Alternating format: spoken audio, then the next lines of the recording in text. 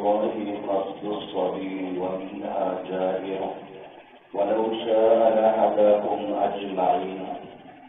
بسم الرسول بزرگوں بھائیوں، اللہ رب العزت ارشاد فرما رہے ہیں کہ وعلى الله قصد الصبي ومنها جائر.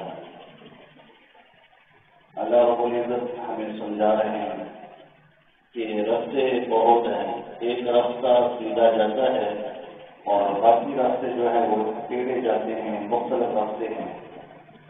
تو جو سیدھا راستہ ہے اللہ فرماتے وہ سیدھا راستہ رب کی رضا والا ہے، سیدھا راستہ جنت والا راستہ ہے، سیدھا راستہ رب کی رضا والا راستہ ہے.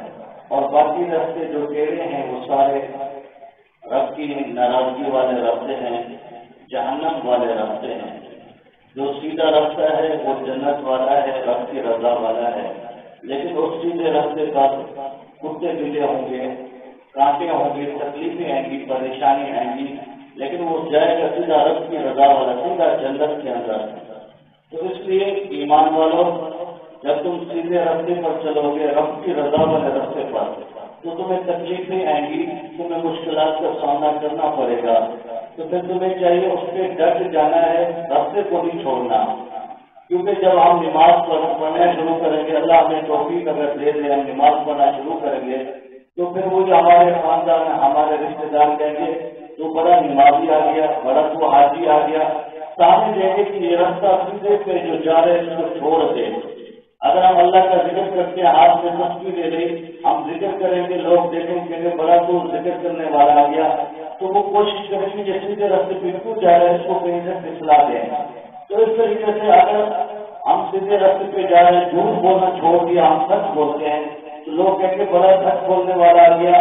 وہ ہم کوشش کریں گے تاکہ جھوٹ والا جس کی عادت ہے وہ جھوٹ بولنا شروع کر دے تاکہ سیدھے راستے سے ہٹ جائے. لیکن اللہ فرماتے ہیں سیدھے راستے پہ تم چلو گے تو تکلیفیں آئیں گی، مشکلات آئیں گی، تو تمہیں چاہیے ان تکلیفوں کی، ان پریشانیوں کی پرواہ نہیں کرنا. سیدھے راستے پہ چلو گے تو سیدھا جنت میں آ جاؤ گے.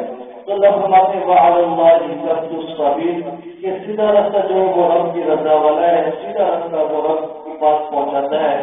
وَمِنْهَا جَائِرٌ، اور باقی جتنے راستے ہیں، جتنے مذاہب ہے، یہودیت ہے، عیسائیت ہے، ہندو ہے، جتنے مذاہب ہیں وہ سارے جہنم کی طرف جاتے ہیں.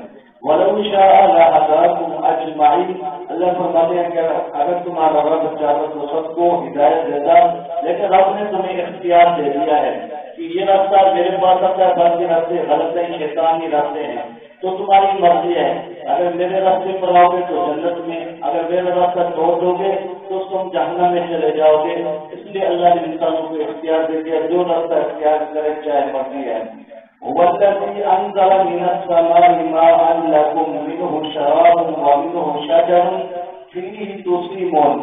اللہ فرماتے ہیں کہ میں وہ ذات ہوں کہ جس نے آسمان سے بارش کو نازل کرتا ہوں. تو اس لیے تمہیں چاہیے بارشوں کو نازل میں کرتا ہوں، بارش کو میں برساتا ہوں. تو پھر تمہیں چاہیے اپنے رب کی اطاعت کریں، اپنے رب کے حکم کو مانیں، غیروں کے کہنے پر نہ چلیں، غیروں کے طریقے پر نہ چلیں، بلکہ اپنے رب کے طریقے پر، رب کے حکم پر زندگی گزاریں. وَالَّذِي أَنزَلَ مِنَ السَّمَاءِ مَاءً لَكُم مِّنْهُ، وہی ذات ہے جو نازل کرتا ہے آسمانوں سے پانی کو، لکم تمہارے لیے. اللہ فرماتے ہیں پانی جو میں برساتا ہوں وہ تمہارے لیے. مِنْهُ شَرَابٌ وَمِنْهُ شَجَرٌ، کہ اس سے تم جو ہے پانی کو پیتے ہو. وَمِنْهُ شَجَرٌ، اور درخت بھی شاداب ہوتے ہیں، پیتے ہیں.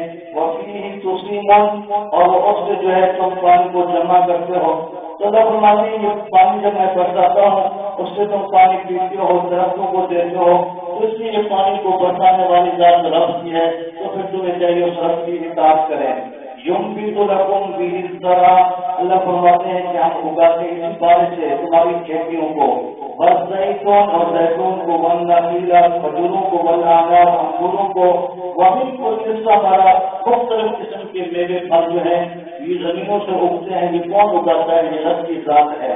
ان فی ذلک لآیۃ لقوم یتفکرون، اللہ فرماتے ہیں کہ بے شک ان تمام نشانیوں میں قوم کے لیے غور و فکر کی جو ہے نا، غور و فکر کرنے کی غور و فکر کرنی چاہیے۔